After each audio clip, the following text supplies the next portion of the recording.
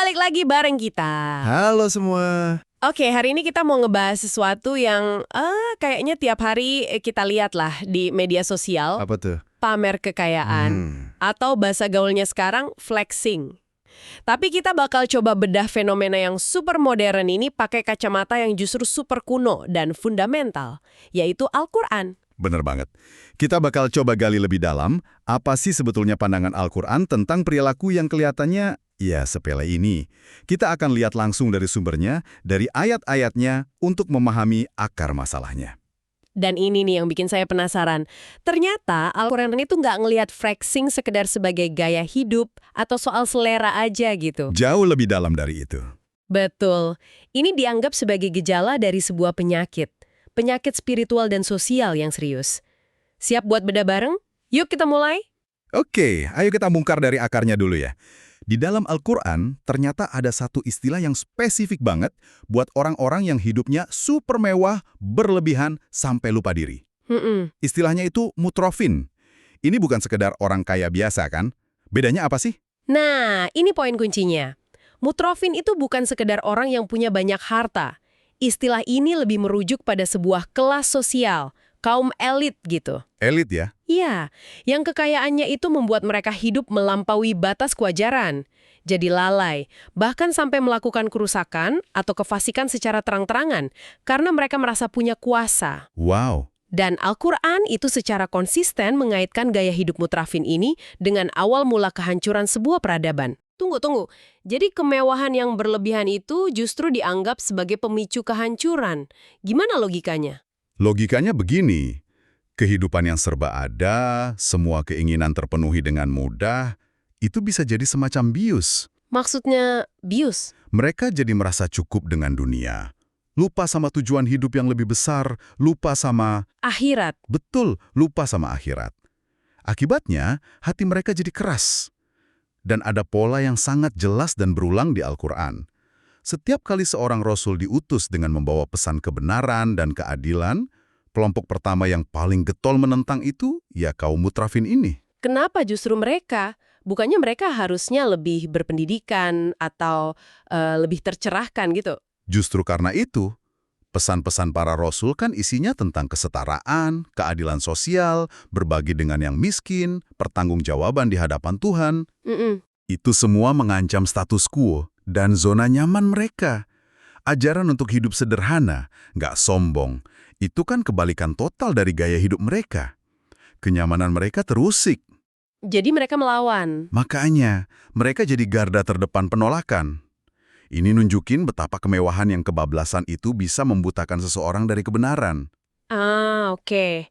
Jadi ini bukan soal hartanya ya, tapi lebih ke mentalitas gelembung yang diciptakan sama kemewahan itu. Tepat. Ini rasanya nyambung banget sama zaman sekarang.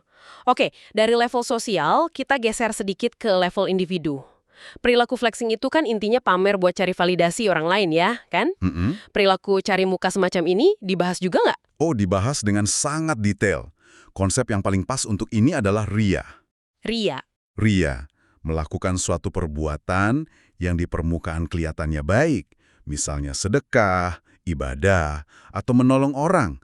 Tapi niat utamanya itu bukan tulus karena Tuhan. Melainkan supaya dilihat, dipuji, dan diakui oleh manusia. Itulah esensi dari pamer. Tapi batasannya di mana ya? Zaman sekarang kan orang sering banget berbagi kesuksesan. Katanya sih buat motivasi. Gimana kita bisa bedain antara niat tulus buat menginspirasi dengan ria yang terselubung? Pertanyaan bagus sekali. Dan memang batasannya sangat tipis. Letaknya itu di dalam hati. Yang bisa menilai ya hanya diri sendiri dan Tuhan. Benar juga. Tapi Al-Quran ngasih kita sebuah perumpamaan yang luar biasa tajam untuk menggambarkan betapa kosongnya amalan yang didasari ria. Ini ada di surat Al-Baqarah ayat 264. Saya coba bacakan ya, karena metaforanya kuat sekali. فَمَثَلُهُ كَمَثَلِ صَفْوَانٍ عَلَيْهِ تُرَابٍ فَأَصَابَهُ وَابِلٌ فَتَرَكَهُ صَلْدًا. Oke, artinya apa tuh? Terjemahannya kira-kira begini.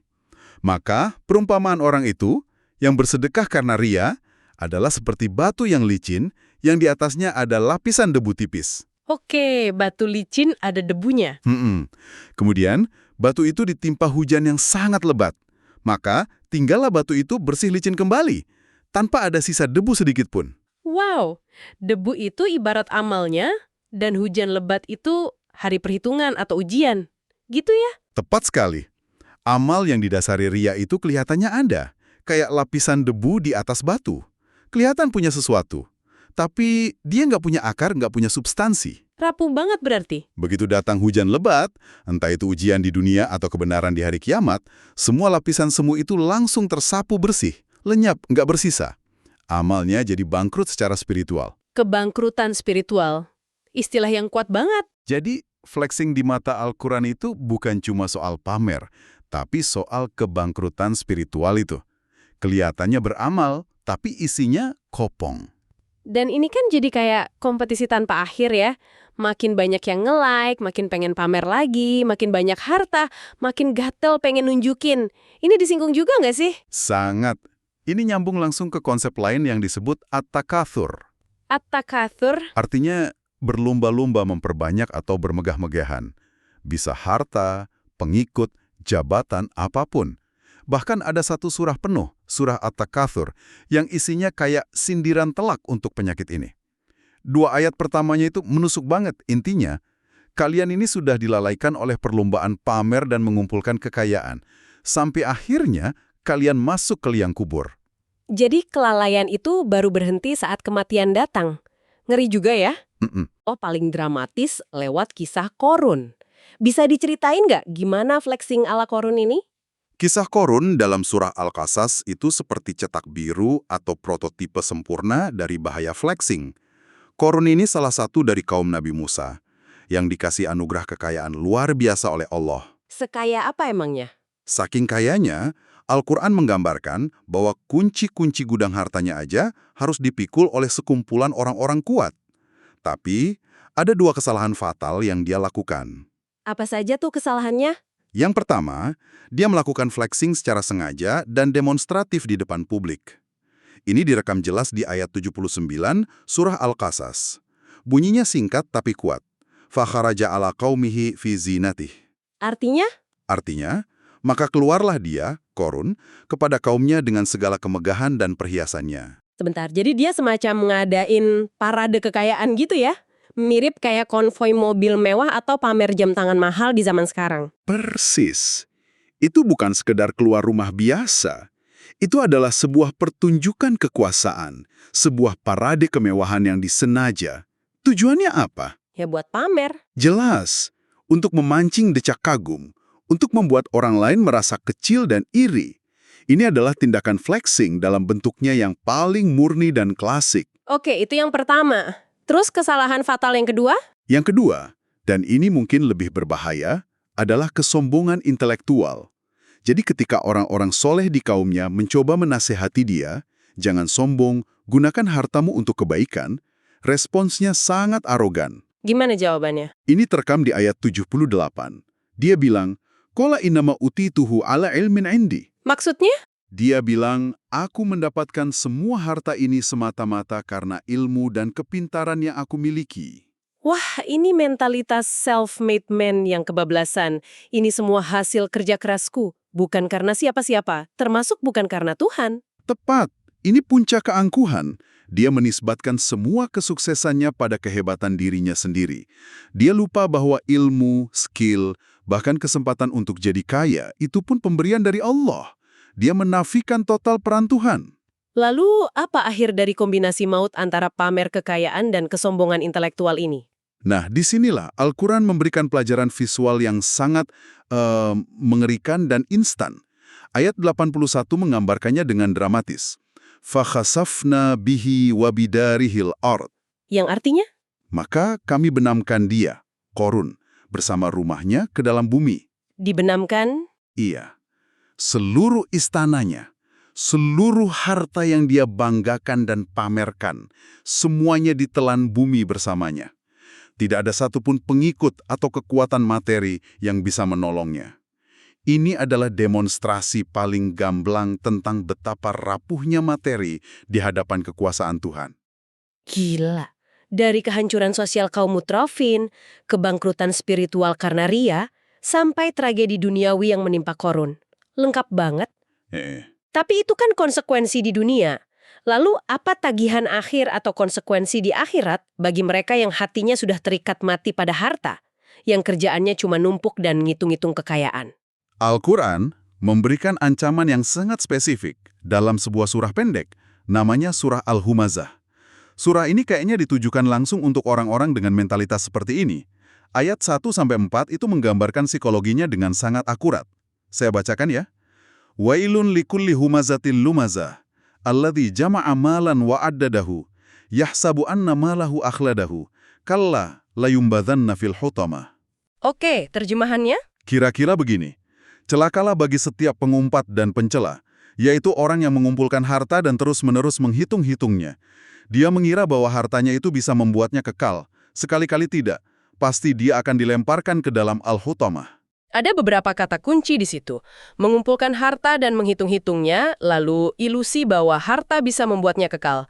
Ini kayaknya gambaran orang yang keamanan hidupnya cuma disandarkan pada saldo rekening ya? Tepat. Itu deskripsi psikologis yang sangat dalam. Perilaku menumpuk harta tanpa tujuan sosial atau spiritual. Cuma untuk dihitung, dibanggakan, dan dijadikan sandaran keamanan. Ini lahir dari ilusi bahwa uang bisa membeli segalanya, termasuk keabadian. Al-Quran dengan tegas menghancurkan ilusi itu dengan satu kata, kalla, yang artinya sekali-kali tidak. Dan balasannya disebut al-hutama. Apa sih arti spesifik dari nama neraka ini? Kenapa namanya begitu?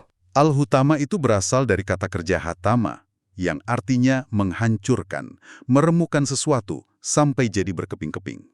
Jadi ini adalah si penghancur. Si penghancur. Iya. Dan ayat-ayat selanjutnya di surah yang sama menjelaskan bahwa Al-Hutamah adalah api Allah yang dinyalakan, yang saking dahsyatnya ia membakar tidak hanya fisik, tapi naik sampai ke hati. Ya, ini balasan yang sangat setimpal kan? Karena penyakitnya ada di mana? Di hati. Cinta dunia yang berlebihan, kesombongan, rasa aman yang palsu, itu semua kan penyakit hati. Betul. Maka hukumannya pun menyasar langsung ke sumber penyakit itu, yaitu hati. Jadi kalau kita rangkum pesannya jelas banget ya.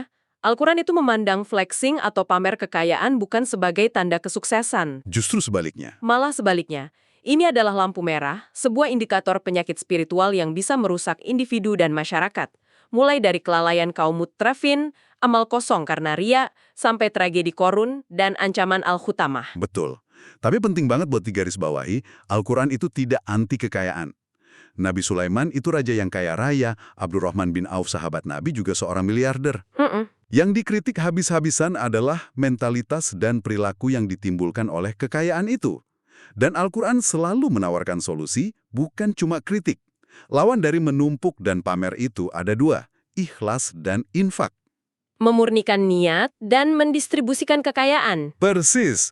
Ikhlas itu membersihkan niat kita dalam segala hal, termasuk saat mencari dan menggunakan harta. Tujuannya murni untuk Tuhan.